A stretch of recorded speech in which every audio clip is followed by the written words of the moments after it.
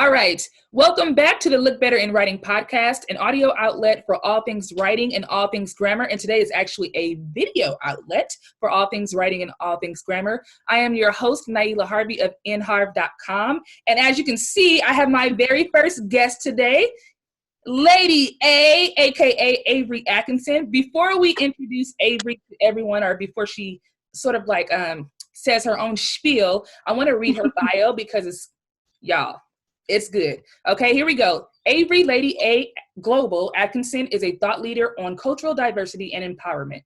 She is the founder of Passport University, which curates international experiences for first-generation college students attending HBCUs. That's historically Black colleges and universities. That's it. Got it. Okay. The mission is to empower the next generation of global leaders of color by gifting passports and international service learning experiences. As an HBCU and travel advocate, Lady A speaks on the positive effects and the necessity of Black globalization based on her life abroad as an expat. I'm going to come to that. She has facilitated cultural intelligence workshops and taught classes on diversity and inclusion from a holistic wellness perspective. Her impact has been felt worldwide and inclusive of the Korean Times, MBC Korean Television Network, CSU, all of my Cali babies, California State University Long Beach, Busan University, North Carolina Central University, among many others. Passport University has directly impacted 5 HBCU campuses and has been highlighted in the SIT We Global Education Conference. Her life's work is securing the future and a seat at the global table for herself and the minority community. Avery, what is up? Hey, you better read, daughter. I'm here for it. Yes, thank you so much for having me. I'm so excited to be here. Yay. Yes, it's actually— I'm excited for you.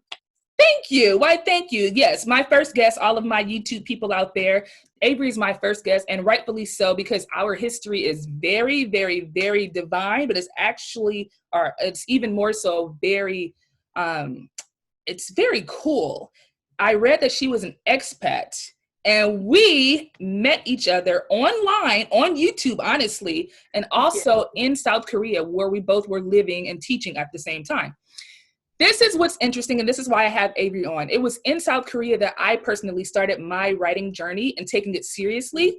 And I don't want to speak for Avery, but I believe it's also where she started her writing journey as well. And it ties into the topic for today. The topic for today is the writing process.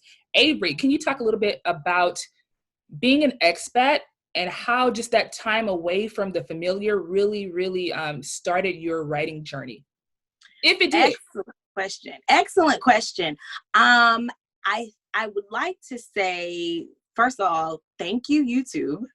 Shout out to YouTube, because I met legit my whole, I'm trying to not say the word I want to say, but my whole friend, I was going to say best friend, but I don't want to shade people. So anyway, I met my whole sister from another mama and mister. I'm just so thankful. I literally could not imagine life without you. True story. So shout out to technology for coming through. But so back to your question, honestly, I've been writing my whole life. I am a lifelong writer. My mom keeps everything. And so she whipped out my book at one point. I wanted to be the first ever Black country singer. Yes. So I have an old composition book full of country music songs that I wrote.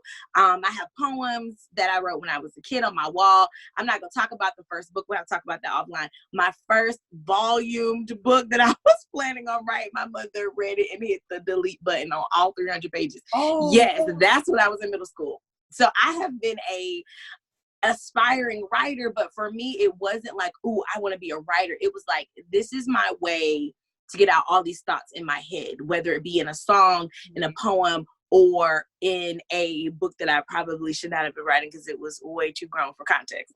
You fill in the blanks.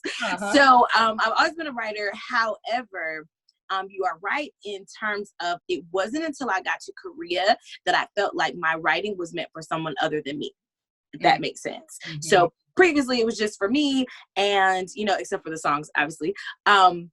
But when I got to Korea, I realized that, especially with the language barrier, writing in English would give me a chance to deliver the gospel message and give people the keys to prayer, which is my first book, my first published work, was Awesome Truths, Confessions of a Believer, which is a prayer journal. And it helped me to speak to people in other languages because they actually used my book to learn English. And so they were able to learn English and learn how to pray and learn about this man named Jesus all at the same time. And so, yeah, you're absolutely right. In Korea is when it dawned on me that I could use this thing that was for me to connect with other people and have those words be long lasting. And you know what? I wasn't going to go this way. I wanted to talk about just writing motivation, but I feel this tug to really talk about the process. Maybe because I brought up Korea too prematurely. I don't know what it is, but let's get into just the process of writing. As an English teacher, we both were in Korea. We know that the writing process typically consists of 5 steps.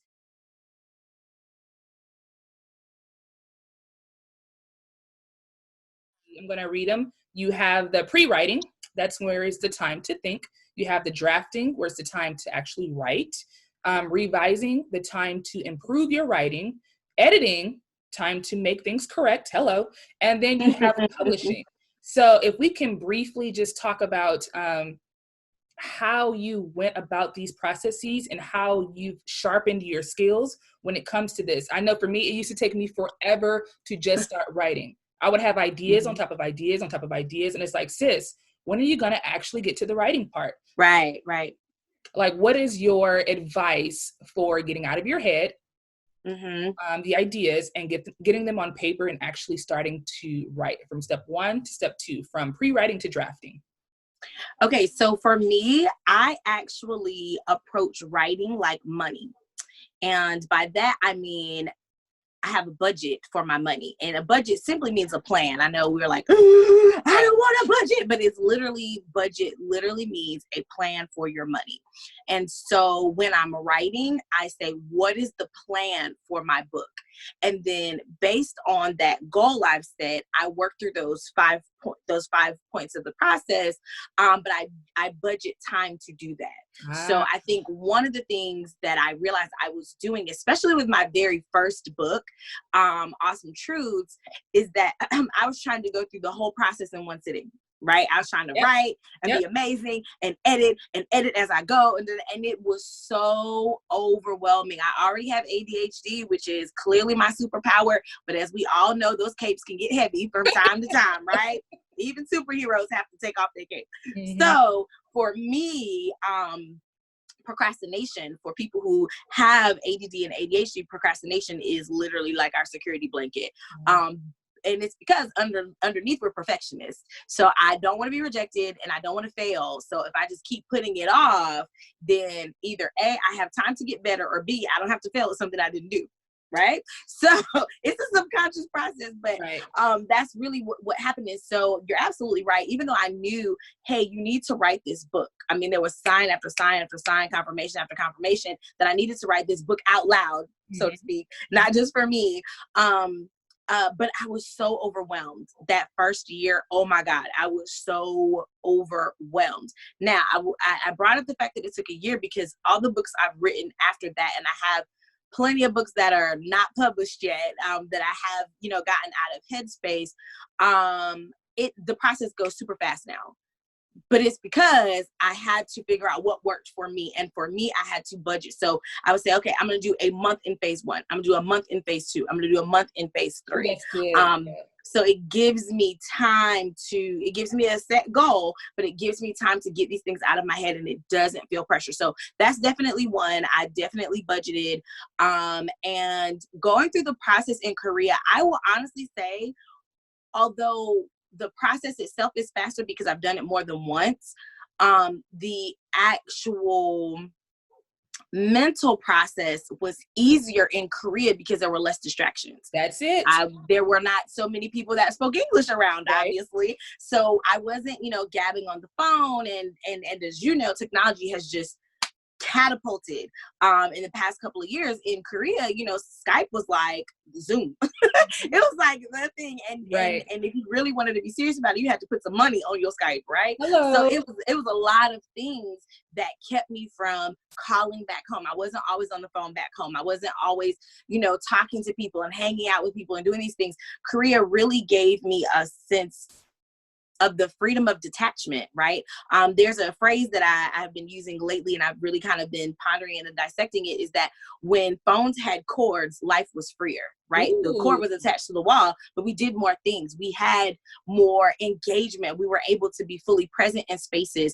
Living in Korea was much like having a phone attached to the wall because, you know, your interaction with people was restricted because obviously they spoke another language, and you're fully immersed in that process or that environment, I should say. So in Korea, I will say going through the process was easier because there were less distractions. I mean, I could go off on a tangent about how that changed my life, not just with writing, but spiritually, friendships, internal awareness. You know, when you silence the voices, you can hear the voice and your voice clearer. You find your voice when there are less voices talking to you. And so when writing, I was totally uninhibited. So being able to say, okay, this is what I want to say about prayer. This is what I want to put in the book. This is what I want people to take away from the book. This is how I want to walk them up to this experience, was super easy because it was like early morning prayer, meditation, right? I mean, it was completely uninterrupted. So I think that's the main thing when you're going through a process. You want to make sure that you silence all distractions. That's good. And I'll stay right there. We're talking about the writing process, going from step 1 to step 2. Step 1 is just the pre-writing. So that's the time to think. And we're going to step 2, which is the drafting, time to write. I want to acknowledge your point and also agree with it and say that uninterrupted time is so important. If you can find some type of quiet time wherever you are, even if you go to a hotel, you can't do that now, but if you find quiet time or a quiet space in your home, that's great. That's a great environment to write in. If you can steal away for a minute, just go to your car, use your phone, write in Google Docs, something, grab a journal, go to the park or something like that, to where you can just have no other distractions, no other voices, get those ideas from your head onto laptop paper, wherever you're writing. And also, I'm going to give you a nugget for my book, quick plug, How to Write Your First Book, Helping Aspiring Authors Overcome the Book Writing Hurdle. There is a 5-step process that I use, is my version of the writing process. And step number 1 is to set a goal. A lot of people don't know what their goals are when writing a book. It's like, you want to only write a book for your website? That's cool. Why are you stressing so much trying to upload it to Amazon? Your goal is to only serve it and sell it on your website, you know? So setting a goal first really, really helps you lessen the overwhelm and also really help you create a budget or an outline for writing your book. So if you're having a hard time going from step 1 to step 2 in the writing process, we're here to tell you, find a private place somewhere for a few minutes a day, and then set a goal. What is your goal? Why are you writing this book? Where do you want to publish it? And then start writing accordingly. You may not need all of the bells and whistles that an author who publishes on Amazon does if you're only going to publish your book on your website. That's just the facts, guys. Set a goal. What is your goal? And then write accordingly.